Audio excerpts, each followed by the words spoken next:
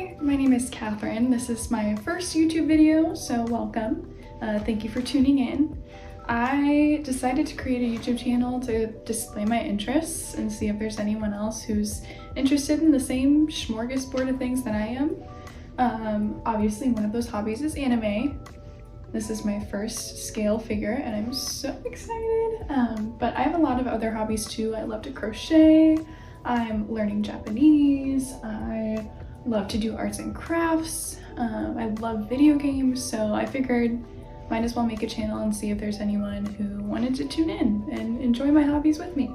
Today we're going to be unboxing the 1/7 scale Hoshino figure by Kadokawa. And this is my first scale, like I said. I'm so excited. I'm so excited. I've had her in the box for a couple days now. She got here Wednesday and it's now Friday. I've been waiting to unbox her because I wanted to do a video and it's been hard to wait to unbox her.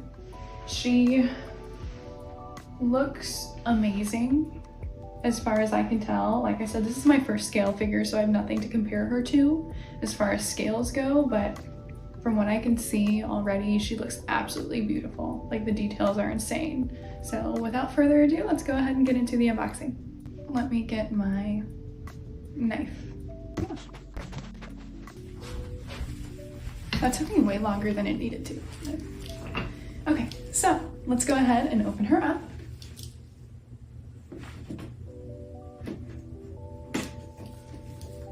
I'm so pumped. She really does look beautiful even through the box. Like, you can see the shading, you can see all the layers in her dress.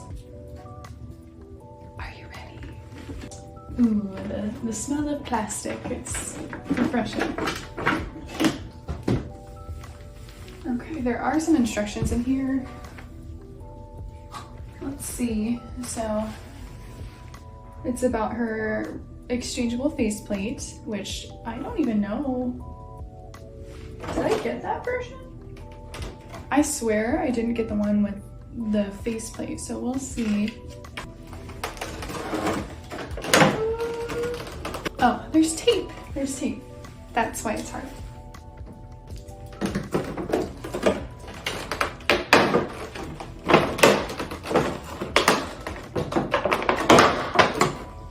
I'm so afraid of breaking her, so please excuse me if this is a little hard to watch. I really don't want to snap her or anything. Oh my god. Okay, she's so cute. Oh my god. And the details.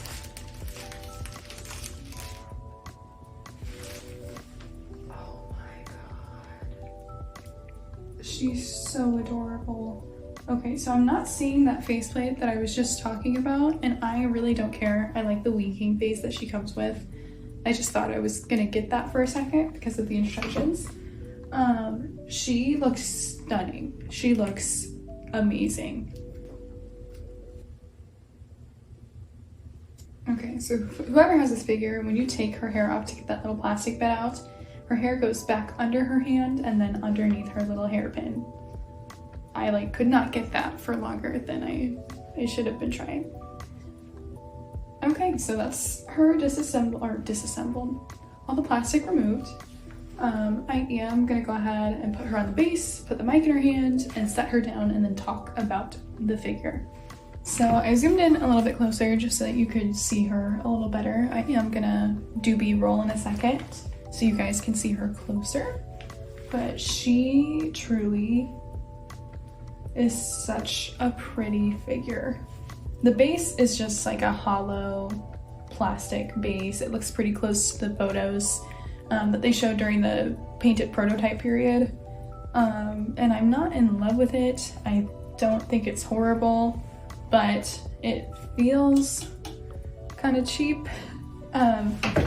I don't think it looks the worst though. I would much rather have this than like certain vases that I've seen, but I also think a clear piece of plastic with maybe like her signature on it would have been cool. Her boots being glossy are such a nice detail. And then as you can see, there's a lot of shading in the knee, just like the creases of the boots. It's crazy. The amount of detail, it's beautiful. As you can see, there's a ton of ruffles in her dress that are so nicely shaded, each layer as well. It's not like the top layer is the best because it was the easiest to paint. Every layer is shaded with attention to detail. Her hands are nicely sculpted, her face especially. I was looking at all the Hoshino figures that were up for pre-order, and I saw her and I liked her face the best, as well as her hair and how dynamic it is. I thought the color of her hair also was most accurate to the anime. There were a few other scale figures that I really liked, but the hair either just wasn't the right color or it kind of looked like it was sticking in place. And her eyes as well. Her eyes were the biggest thing for me because there were a lot of other scale figures that were cute and looked nice, but her eyes didn't have that spark that is like, she's known for that spark in her eyes. So I needed to make sure that the figure that I just decided to buy had that, and this definitely does. Her hair sculpt is amazing with the shading and just the strands. Like, it's like you can see every single strand of hair that she has. It's beautiful. As far as connecting to her base goes, she does have 2 metal foot pegs, and it was not that difficult to slot her into her base. It took me a second just because I don't want to break her, but it was not hard. As someone who has broken many things, that was not that bad. So it's so nice. Even the bow in her hair is glossy and shaded so nicely. That is such a small detail, but it looks so nice and it does not go unnoticed. I definitely overpaid for this figure. I'll get into that. I was seeing her, I started looking probably in like October, so I was late to the game. I hadn't watched Hoshino go too long ago, and I was just browsing the figure websites, AmiAmi, Tokyo Otaku Mode, and then Solaris Japan. And everyone had her for pre-order about like 170 to 185 USD. And I was like, I've never bought a scale before. I don't know if I want to spend that much money, but I really like her. Like, let me see if the prices fluctuate. And then they didn't fluctuate, and then she wasn't for pre-order anywhere that I could find anymore. And I was like, damn, I missed my chance to get her. And as a new scale figure collector, I don't know, I'm horrible at predicting like prices in the aftermarket. So I was like, dang, like I just want a guaranteed chance to have this figure for at least retail. So I kept browsing figures websites, and I saw her come back on Solaris for pre-order for like 200,000 something yen, which was like 185 USD. And I was like, oh, like this is my chance. She's back up for pre-order. I need to get her before she disappears again. So I ordered her, super happy, so excited. And then I kept checking just out of curiosity. I was like, is she gonna be up for pre-order on any other websites? And I did see, I believe it was AmiAmi. She was retailing for 190,000 something yen, so like 130 something USD, which is $50 less than what I paid for her, which in the long run, you know, it's not the end of the world. It's a little disappointing, but I am just happy to have her in my collection.